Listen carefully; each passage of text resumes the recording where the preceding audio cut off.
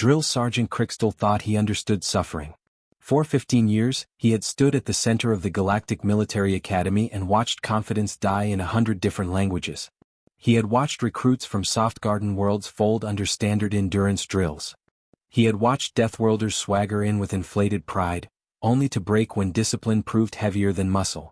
He had reduced exactly 473 recruits to tears, collapse, or resignation, and he considered that number less a statistic than a professional achievement.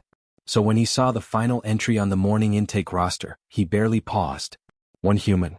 His mandibles clicked once in irritation. Wonderful.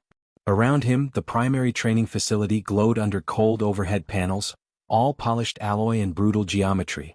The place had been engineered with the kind of precision only military architects and sadists truly appreciated. 200 meters of controlled misery stretched in every direction. Obstacle lanes. Combat pits. Endurance tracks. Wall climbs. Load-bearing rigs. And most importantly, the Academy's prized gravity modulation grid embedded beneath the floor and overhead supports like an invisible weapon waiting to be used. Crystal loved that system. At standard gravity, recruits always arrived with hope still intact. At 1.2 that hope began to crack. At 1.5 truth emerged. Legs trembled. Breath shortened. Posture failed. Panic slipped into their eyes. Gravity did not shout. It whispered. It pressed. It made every weakness honest. That was why he trusted it. "Sir," said Whisk quietly from his side, clutching a data pad with both delicate hands. "The human has unusually strong preliminary scores. Endurance, strength, recovery metrics. All top tier." Crystal waved the comment away without looking. "They always look impressive on paper. Paper does not sweat. Paper does not beg. Paper does not discover that military conditioning is not a recreational sport." Whisk made the small throat sound that meant agreement, caution, or surrender. With Whisk it was often all three. The recruits began filing in. They came in clusters, uncertain and overdressed in fresh academy uniforms that still looked too clean to belong in this building. 3 Zenfari from elegant low-gravity worlds already looked faint from nerves alone. Several Caxians kept whispering to one another as if quiet conversation might somehow shield them from what was coming. 2 plenary were visibly sweating before the session had even started, their soft shoulders shaking each time Crystal turned his head. Then the human walked in. Private Jackson Torres took his place at the end of the line without hesitation. Crystal's eyes narrowed. That was it? He had expected something larger, broader, more theatrical. Deathworld recruits often arrived carrying themselves like they had personally conquered evolution. Torres looked almost disappointingly ordinary. Average human height. Short dark hair. Brown eyes. Calm face. No visible tension in his jaw. No stiffness in his posture. No attempt to look tough. Just a mild, almost sleepy expression, like he had entered the wrong room and decided to stay out of curiosity. Crystal already disliked him. Not because of arrogance. Arrogance was easy. Arrogance cracked loudly. This was worse. The human looked comfortable. "Listen carefully," Crystal barked, and the room snapped tight around his voice. Several recruits flinched. "Good. For the next 8 weeks, your comfort belongs to me. Your dignity belongs to me. Your ability to continue functioning as civilized beings belongs to me. Most of you will fail. A few of you will survive long enough to regret succeeding." He paced in front of the line, claws striking the metallic floor in sharp measured clicks. "I do not care what your academy records say. I do not care what world you crawled out of. I do not care if your species calls itself resilient, elite, or deathborn. In this facility you prove yourself or you break." He stopped in front of Torres. The human met his stare without challenge, without fear, without the slightest visible effort. Crystal leaned in. "And high gravity does not make you special, human. It only makes you heavy." Torres blinked once. "Yes, sir." No attitude. No irritation. No defensive pride. Just that. For the first time that morning, Crystal felt the faintest thread of annoyance shift into interest. "Warm-up drill," he thundered, turning back to the group. 50 push-ups. 50 core rotations. 2 kilometers around the perimeter. You have 20 minutes. Begin. The recruits scattered in nervous confusion. Crystal turned toward the wall control panel, his claws hovering over the gravity interface as a slow smile spread across his scaled face. "Now," he thought, "we find out what the human is made of." Crystal increased the gravity to 1.5 standard G and waited for the room to become honest. It happened instantly. One of the Zenfari collapsed halfway into his first push-up like his limbs had forgotten what structure was. A plenary made a soft strangled noise and simply lay flat on the floor as if surrender might somehow reduce the weight pressing into his bones. Two Caxians tried to continue with rigid, admirable determination, but their movements turned jerky almost at once, every repetition slower than the last. Beautiful.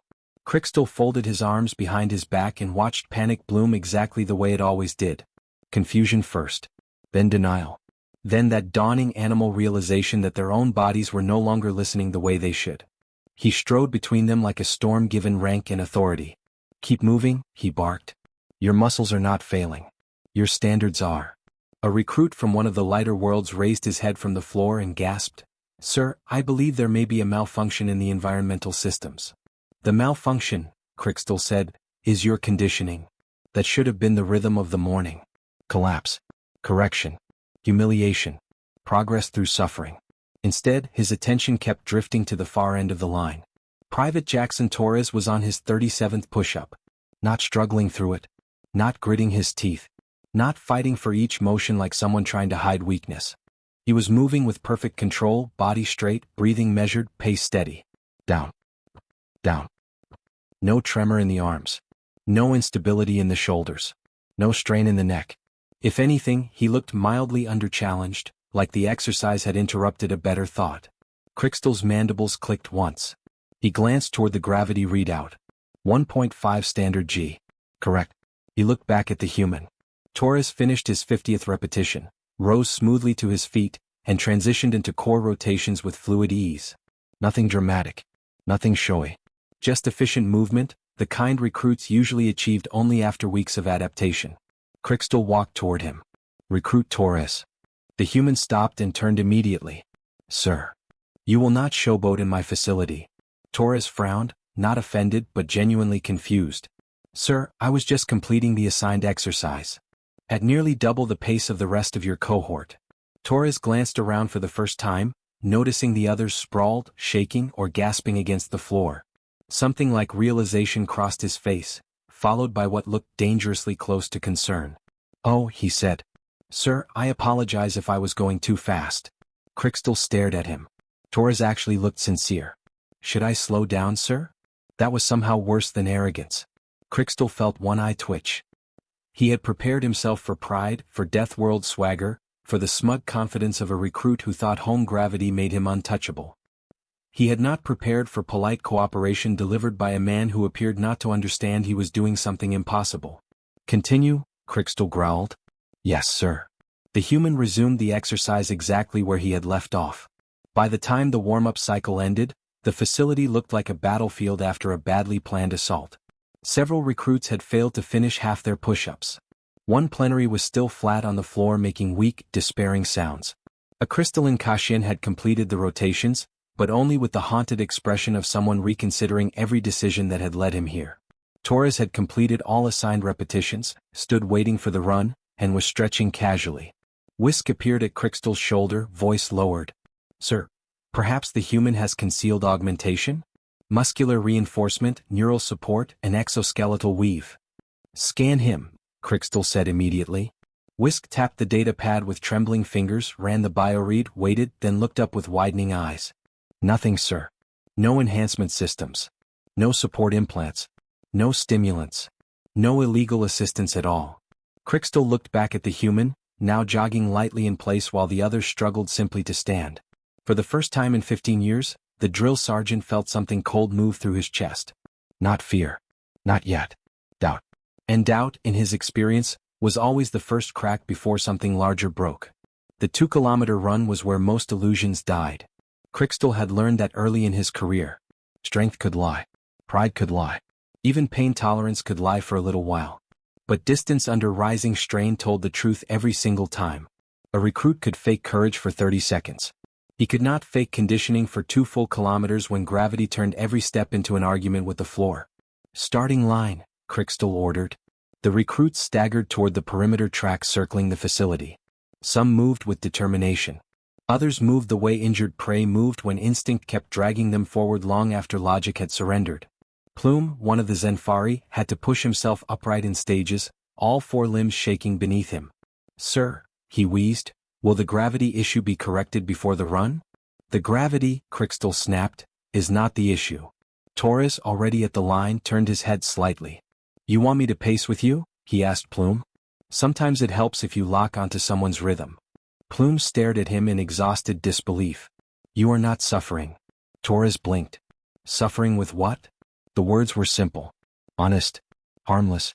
They landed like a slap.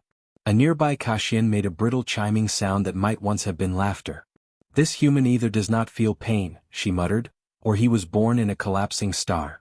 I feel pain fine, Torres said almost cheerfully. This just doesn't really hurt. Crystal's mandibles started clicking fast enough to become audible across the line. This was wrong. Not just impressive. Not just irritating. Wrong. 25 minutes? He barked. Anyone who fails to finish repeats the entire warm-up sequence. Move. The pack lurched forward. At once the field separated into two realities. In one, the non-human recruits fought for every meter like survivors crossing deep water with stones tied to their limbs. Their feet hit the track too hard or too soft, unable to find rhythm under the increased weight.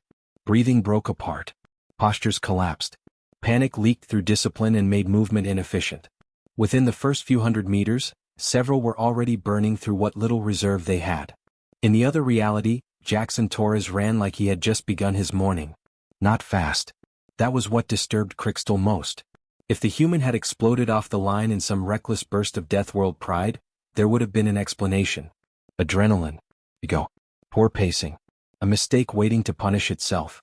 But Torres settled into an easy, controlled stride, smooth and economical, breathing through his nose for the first stretch like this was a recovery lap instead of a military endurance test under increased gravity. He was humming. Crystal moved toward the wall console and checked the readout again. 1.5 standard G. He ran a system self-check. No error. He checked calibration drift. None. He checked emitter distribution. Perfect balance. Behind him, the track became a gallery of degradation. One plenary slowed to a stumbling half-walk before the first lap ended. Another recruit bent double and nearly fell into the barrier rail. Plume kept moving only because pure fear seemed to have replaced whatever his species used for stamina. And Torres kept going. Lap after lap, the human's pace barely changed. No wasted motion. No visible distress. Arms relaxed. Stride centered. Head level. By the halfway point, he had not merely outperformed the cohort. He had distanced himself from them so completely that Crystal stopped thinking in terms of comparison at all. This was not the best recruit in a weak group. This was something else. Whisk hurried back to his side, data pad held tight against his chest. Sir, diagnostics still show no malfunction. The gravity grid is operating exactly as designed. Crystal watched Torres round the far curve with the loose, infuriating calm of someone enjoying the air. Then explain him. Whisk swallowed. I cannot. Neither could Crystal. And when a drill sergeant whose career had been built on certainty finally encountered something he could not explain, the first instinct was not acceptance. It was escalation. Torres crossed the finish line in 11 minutes and 43 seconds. He did not collapse. He did not stagger. He did not bend over with his hands on his knees trying to drag air back into his lungs like every sensible body in the galaxy would have done after a 2-kilometer run under 1.5 standard gravity. He slowed, walked 3 steps, rolled one shoulder, and began stretching his legs as if he had finished a warm-up before the real work started. Behind him, the rest of the recruits came apart in pieces. Plume finished with 1 second left before disqualification and collapsed so completely that Crystal briefly wondered whether the Zenfari had evolved a natural defense mechanism that allowed them to become decorative floor coverings under stress. One Kashin vomited crystalline fluid in a sparkling mess across lane 3. A plenary stumbled across the line, took 2 triumphant breaths, then started crying without interruption. The maintenance drones rolled in. Crystal ignored them. His eyes stayed on the human. Whisk stood beside him, silent for once, and that silence said more than any report. No malfunction. No enhancement. No hidden support systems. The data had already exhausted every comforting explanation. Torres looked toward the recruits still dragging themselves over the line and lifted a hand toward Plume. You made it, he called. That last stretch was good. You kept your cadence.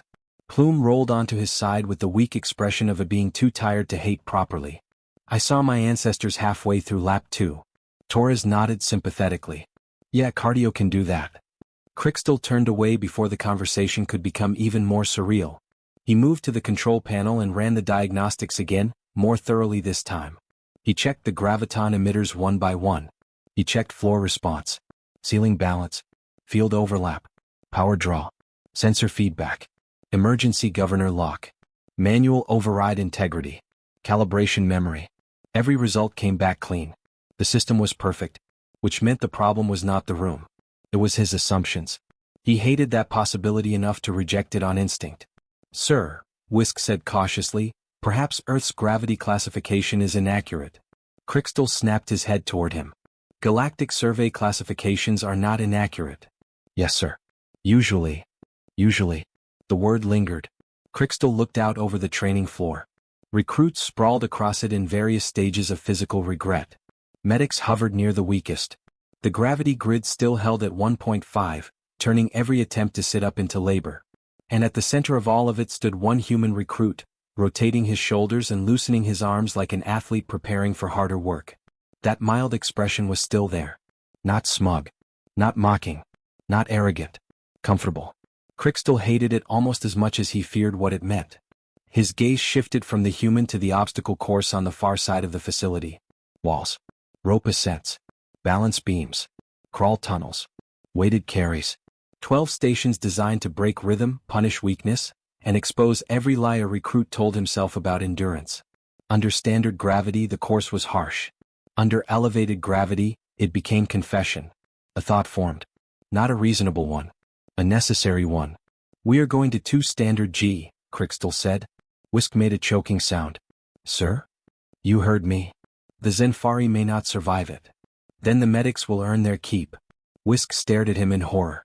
"Sir, with respect, is this still training?" Crystal's eyes never left Torres. "No," he said quietly. "This is investigation." He stepped toward the center of the floor and let his voice crack across the facility like a whip. "Recruits. On your feet." Groans answered him. He ignored them. "You have completed your run, which means you have earned the privilege of discovering how unprepared you still are. Obstacle course. Full circuit. Failure means repetition. Deliberate underperformance means double repetition. Vomiting on academy equipment means you clean it, then repeat." Several recruits made sounds of genuine despair. One of the plenary whispered, "This is cruelty." Crystal did not bother denying it. He turned back to the wall panel, placed one claw on the gravity controls, and for the first time in 15 years felt something dangerously close to anticipation mixed with dread. If the human still smiled at 2G, then the Academy had not admitted a recruit. It had admitted a problem the galaxy did not yet understand. Crystal raised the gravity to 2 standard G and watched the room break open.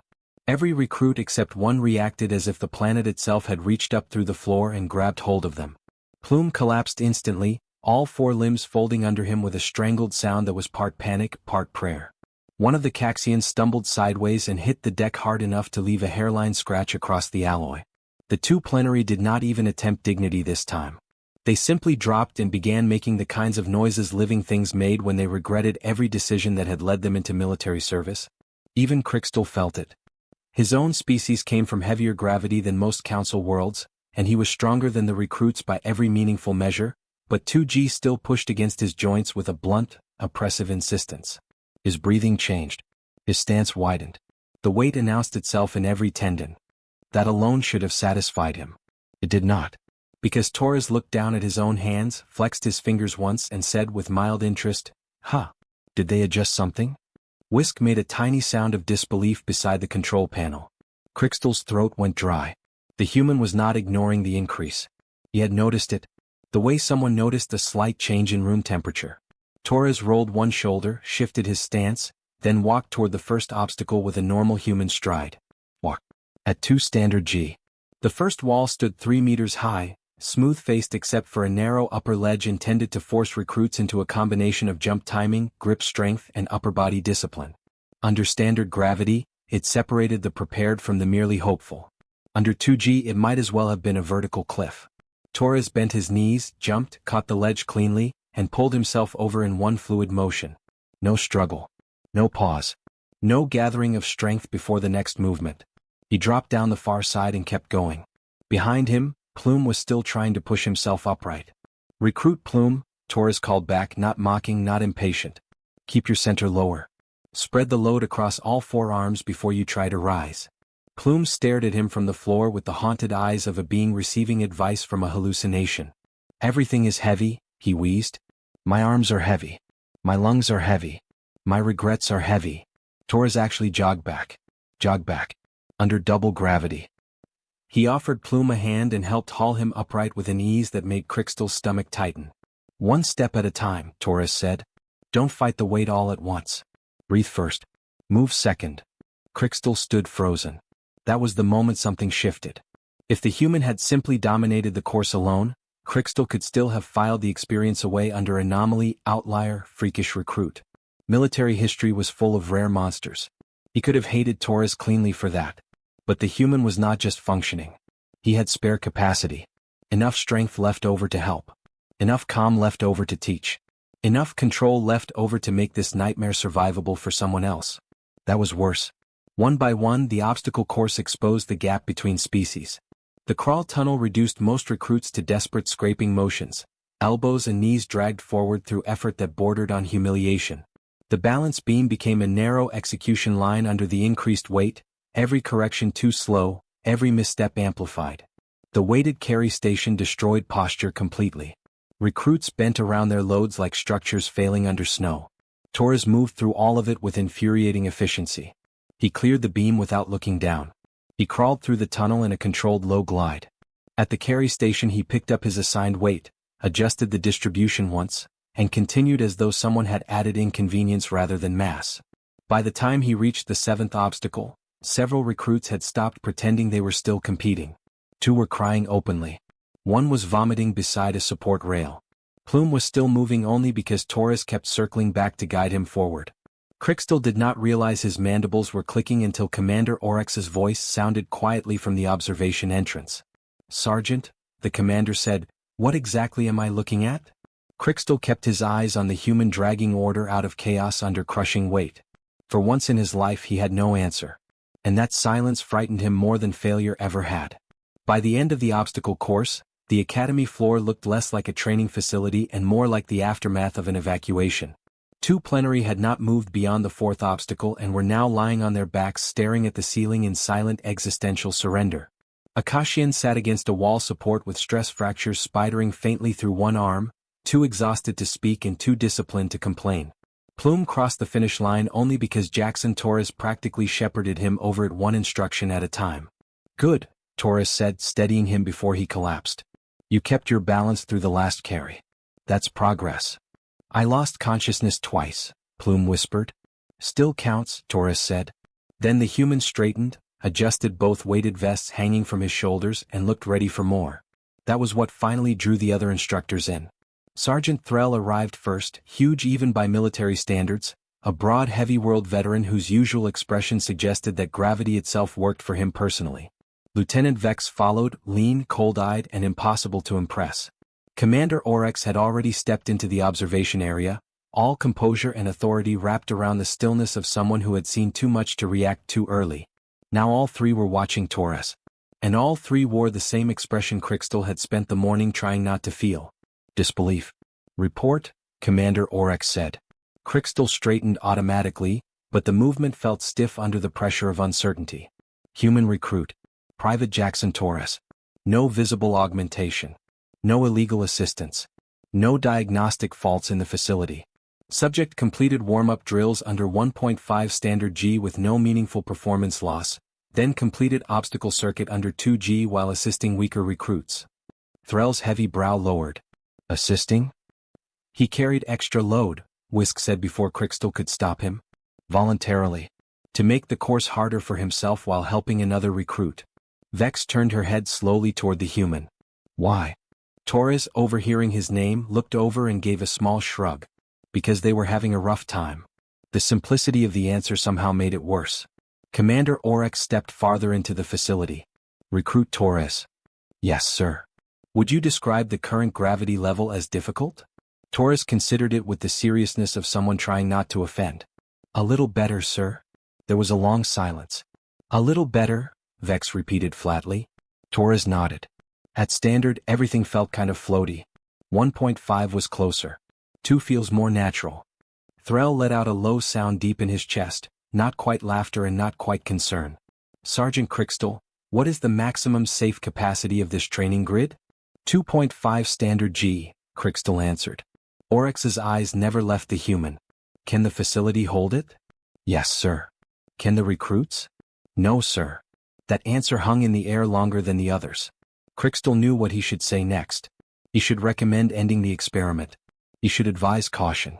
He should preserve what remained of the cohort and accept that the human was simply an outlier beyond useful measurement. Instead he looked at Torres, who was now helping Akashian adjust her posture near the balance rail with patient, almost cheerful focus. Something stubborn and ugly tightened in his chest.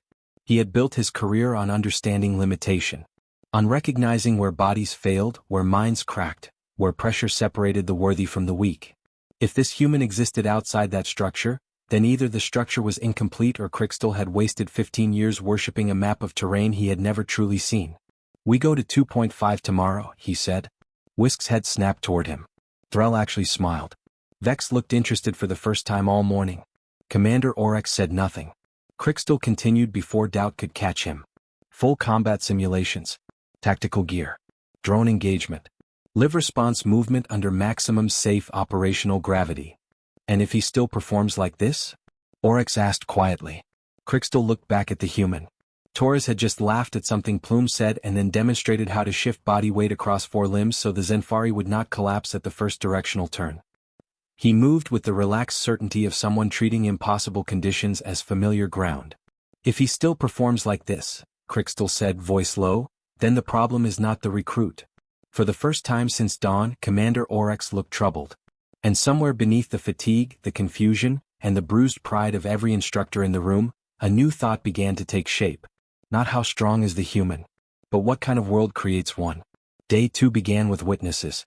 That was how Crixtal thought of them as he stood in the center of the training facility watching the instructors file in long before the recruits arrived. Not colleagues. Not fellow officers. Witnesses. Threll was there with his arms folded across his massive chest, already radiating the ugly satisfaction of someone hoping to see another officer proven wrong in spectacular fashion. Lieutenant Vex leaned against a wall support in complete silence, eyes sharp and unreadable. Commander Oryx stood near the observation rail, hands clasped behind his back, carrying the kind of stillness that always made rooms feel more formal than they were. Whisk hovered at the control station looking like he had not slept. Neither had Crixtal. He had spent most of the previous night buried in Galactic Council survey archives, staring at Earth's classification data until the numbers began to feel insulting. Again and again the file said the same thing. 1.1 Standard G, Moderate Deathworld. Elevated Risk Fauna. Variable Weather Hazards. No extreme planetary pressure concerns. The records were wrong. They had to be wrong. Because 1.1 did not create a recruit who smiled at 2.5 like it reminded him of home. The doors opened. The recruits entered in a slow, uneven line, and the contrast between them was almost cruel. The non-humans looked like survivors of a natural disaster. Plume moved as though every joint had been individually argued into functioning. One Kashin wore support banding around both forearms. The plenary looked emotionally unfinished. Their eyes had the distant, hunted look of beings who had already suffered more than their pride could explain. Then Torres walked in behind them and ruined the picture. He looked rested. Not recovered. Rested. Like yesterday had been mildly interesting exercise followed by a good meal and uninterrupted sleep. He snapped a salute as soon as he saw Crixtal. Good morning, sir. Crixtal's eye twitched. Today, he announced, voice cutting across the room before anyone could process the offense of that cheerful tone, you will undergo full combat simulation. Tactical movement. Load-bearing maneuver. Drone engagement. Reactive fire. Environmental stress. This course will test every remaining illusion you have about your combat readiness. The recruits listened with varying degrees of dread. Torres just nodded. Crixtal let the silence sharpen. Failure to complete the simulation means removal from the program. No exceptions. That earned the expected fear from the line. Shoulders tightened. Breathing changed. One of the plenary made a noise that sounded like despair trying to stay professional. Torres raised a hand. Every instructor in the room turned toward him. Crixtal stared. What? Sir, Torres said, lowering the hand immediately, just confirming. Full tactical gear included? Yes. The human nodded once, almost pleased. Understood, sir. That answer bothered Crystal more than outright enthusiasm would have. He turned to the control panel. The gravity controls glowed beneath his claws. 2.5 standard G. Maximum safe operational threshold. Beyond that, the system risked structural distortion, power instability, and medical consequences severe enough to generate paperwork, which Crystal hated almost as much as ignorance. He was aware of every pair of eyes on him now. Whisk looked nervous. Thrall looked eager. Vex looked predatory. Orcs looked patient. Crystal pressed the command. The gravity drop hit the room like an invisible avalanche. Several recruits went down at once. Plume folded so hard into the floor that his breath left him in a thin broken cry. One Kashin crashed sideways with a sharp impact that made Whisk wince. The plenary were pinned almost immediately, limbs trembling too violently to coordinate even basic movement. Even the instructors felt it. Thrall's jaw tightened. Vex shifted her footing. Crystal himself widened his stance to absorb the sudden crushing pressure through his legs and spine. Then he looked at Torres. The human rolled his shoulders once. A smile spread slowly across his face. "Oh," Torres said, and the word came out warm, almost relieved. "Now this feels more like home." No one spoke. Not because they lacked rank. Because for one clean silent second, every military mind in the room reached the same conclusion at exactly the same time. Whatever Earth was, whatever humans had survived to become what stood before them now, the Academy had not been testing that recruit under harsh conditions. It had been testing him under comfort. Crystal ordered Torres to the equipment rack and watched the impossible become procedural. The tactical combat rig weighed 30 kilograms at rest. Under 2.5 standard G, that translated into 75 kilograms of effective burden pulling on straps, joints, and balance. For most recruits it was not gear. It was punishment with buckles. Torres lifted it, paused only long enough to settle the weight correctly across his shoulders and hips, then fastened the final clasp with the absent-minded ease of someone putting on a travel bag. "Ready, sir," he said. Behind Crystal, someone actually whispered a prayer. Commander Orcs stepped closer. "Begin the simulation." The combat course activated with a deep mechanical hum. Bulkhead partitions shifted into position, narrowing sight lines. Barrier walls rose from the floor. Drone ports unlocked in the ceiling. Target arrays flickered alive in red and amber patterns. It was a beautiful machine when used correctly, part battlefield, part maze, part execution chamber for overconfidence. At maximum gravity, it was supposed to be nearly impossible. Torres entered at a jog. Not a strained push. Not the desperate stumbling of a being forcing his body through pressure it was never meant to bear. A jog. The first drone emerged from the left corridor before the human cleared the opening angle. Torres dropped to one knee, fired a stun burst through the drone sensor cluster, and rose in the same motion, already moving before the wrecked chassis struck the floor. The second came from above. He never looked up fully. He just turned, planted, fired twice and kept going. On the display wall, his course map lit in clean sharp lines, pathing efficient, timing nearly perfect, no hesitation between threat identification and response. Vex pushed off from the wall and stepped closer to the screen. Thrall stopped pretending to look amused. Even Whisk, who understood almost nothing about combat movement beyond what he had read in manuals, stared with his mouth slightly open. Torres vaulted the first barricade. Shoulder rolled through a narrow access gap while carrying 75 effective kilograms. Came up already firing. A drone tried to flank from the rear blind zone. He used the reflective panel on a side partition to catch the movement and shot backward without breaking stride. Another target popped low near a pressure gate. He kicked off the wall, changed angle mid-step, and cleared the opening just before the gate slammed shut behind him. And the entire time, the human looked alive in a way he had not at lower gravity.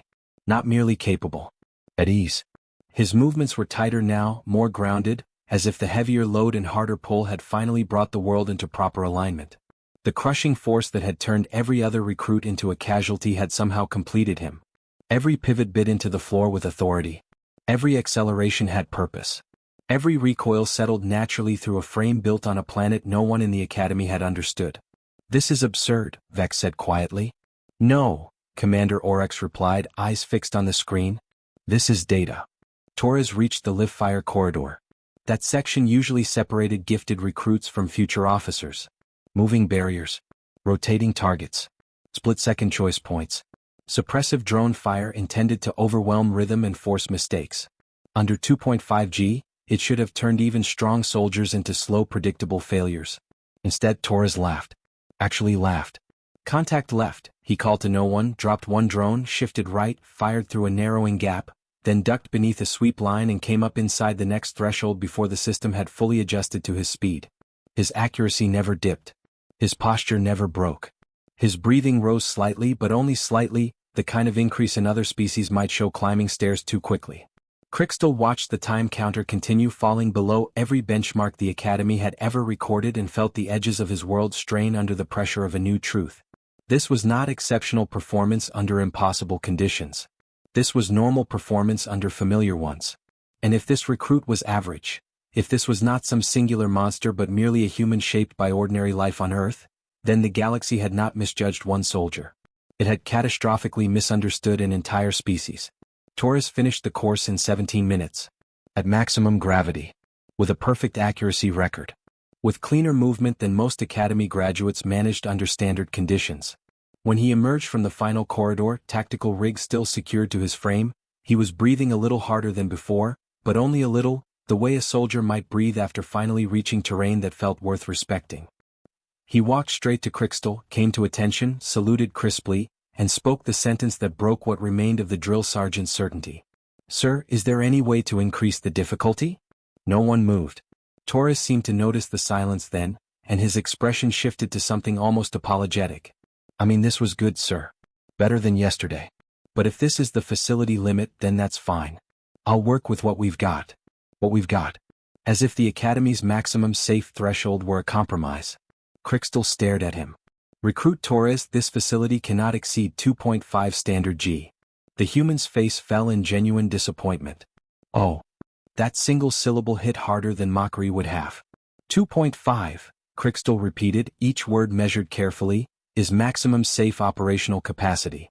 You just completed an expert-level combat simulation with record timing and no significant mistakes. Under crushing gravity. Torres shifted his weight slightly, then said the thing no one in the room was ready to hear. "Right, sir. But 2.5 is still under what I'm used to." The room went silent in a different way after that. Not stunned. Empty. Like language itself had stepped back to make room for the implication. Commander Orcs was the first to move. "Recruit Torres," he said, voice level, "state Earth's gravity." Torres blinked once. "Oh. About 9.8 meters per second squared, sir." Crystal turned to Whisk. "Convert it." Whisk's fingers trembled over the data pad. He entered the number once, frowned, cleared it, entered it again, and then very slowly lifted his eyes. "Sir," he whispered, "that translates to approximately 1.73 standard galactic G." No one spoke. Thrall took the pad from him and checked it himself. His heavy jaw tightened. Vex moved in, read the figure, then looked back at Torres as though seeing him for the first time. Commander Orcs did not react outwardly at all, which meant he was reacting more than anyone. 1.73. Earth was not 1.1. Earth was not moderate. Earth was not remotely what the files claimed. Crystal felt the realization move through him piece by piece, forcing every earlier moment into a new shape. Standard gravity in the Academy had felt to Torres like less than 60% of home conditions. 1.5 had not been elevated. It had been closer to normal. 2 had been comfortable. 2.5, the facility's upper safe limit, had still not reached Earth baseline. They had not been testing the human under extreme pressure. They had been letting him breathe. Crystal sat down. Not because he meant to. Because his legs made the decision first. He lowered heavily onto the training floor, elbows on his knees, one clawed hand covering his face while his mandibles clicked in a rhythm he had trained out of himself years ago. Around him, the Academy seemed very far away suddenly. The observation rail. The screens. The wrecked drones. The gasping recruits. It all blurred into the single fact that mattered. His entire career had been built on assumptions calibrated to the wrong universe. Torres took one uncertain step closer. "Sir?" Crystal looked up at him. The human who had entered the facility with that calm, almost bored expression. The recruit he had intended to break by noon. The soldier who had smiled under crushing weight because it reminded him of home. Not augmented. Not cheating. Not extraordinary by his own standards. Just human. "Explain your basic training," Crystal said quietly. Torres frowned. "Sir?" "Everything," Crystal said. "Start from the beginning. Because if Earth had built this by accident, through childhood, through sports, through ordinary military preparation under a world trying to crush every step out of its people.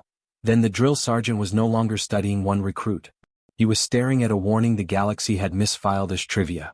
Torres glanced around at the instructors, at the shattered drones, at the recruits still recovering on the floor, and then back at Crystal with the polite uncertainty of a man who did not understand why reality had suddenly become everyone else's problem. "Basic training?" he said. "Oh, sure, sir." Crystal lowered his hand from his face and forced himself to listen. 8 weeks at Fort Benning, Torres began. Daily runs, obstacle courses, weapons drills, live fire, field exercises, load-bearing marches, hand-to-hand recovery conditioning. Standard stuff. "In Earth gravity," Commander Orcs said. Torres gave a small nod. "Yes, sir.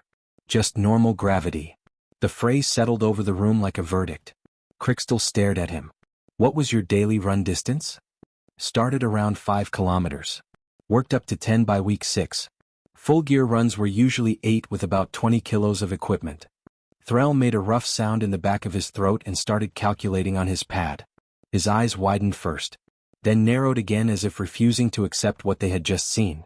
"At 1.73 standard G," he said slowly, "that translates into an effective warm-up most academy recruits would classify as punitive advanced conditioning." Torres shrugged. "It was hard. A lot of people washed out." "A lot," Vex repeated faintly. "And this is your basic course?" Torres nodded again. Advanced infantry was worse. No one answered for a moment. Crystal felt every assumption he had ever trusted peel away in layers. Earth's gravity had forged human bones denser than most species required. Their musculature had adapted to constant load. Their hearts and lungs had learned to serve bodies that spent every waking second resisting a planet's attempt to drag them down harder than most galactic worlds ever could. Their children played under those conditions. Their civilians lived under those conditions. Their soldiers trained under them until higher pressure felt like familiarity instead of hardship. He looked at Torres and saw the truth at last. Not a freak. Not an exception. A baseline. "What did standard gravity feel like to you?" Crystal asked. Torres actually smiled at the memory. "Like the moon, sir. Everything felt light and floaty. I kept overstepping, jumping too high, throwing too hard. Took some adjusting. And 1.5? Closer to normal. 2. Pretty comfortable." Crystal almost did not ask the last one. "And 2.5? Torres breathed out through his nose, half amused, half wistful. "Honestly, sir, that felt like a proper workout. Still a little lighter than home, but close enough to make me miss Earth." The words landed harder than any shouted boast ever could have. Commander Orcs sat down beside Crystal on the training floor. A second later, Threll did the same. Then Vex, arms resting on her knees, eyes locked on the human as though she were watching a battlefield doctrine rewrite itself in real time. "I thought Deathworld meant hostile wildlife," Orcs said quietly. "Storms. Disease. Predation." "It does," Vex murmured. "For them, it also means the ground itself is trying to kill you." Crystal rose slowly. His joints protested, though now the protest sounded almost embarrassing in his own mind. Around the room, the broken recruits were finally beginning to stand. Plume wobbled upright with visible resentment toward existence. The plenary looked traumatized but recoverable. Whisk still held the data pad like it contained a divine revelation he had not asked to receive. Torres took one step forward. "Sir, if the facility can't go higher, I could help train them. Breathing patterns. Posture. Load distribution. We learn a lot of that stuff young back home just from sports and hiking." Crystal looked at him for a long second. Yesterday he had wanted to break this human. Now he understood the stupidity of that impulse. "You did not break gravity. You learned from those who survived it." "Yes," Crystal said at last, voice carrying across the facility with new weight. "Effective immediately, Recruit Torres is assigned as assistant instructor for high-gravity conditioning." Every head turned. Crystal continued. "Commander Orcs will file for immediate correction of Earth's classification. Until that happens, every training manual in this academy is wrong about humans. We will correct that as well." Torres brightened. "Yes, sir." Across the room, Plume groaned. "Does this mean the human is going to teach us how not to die?"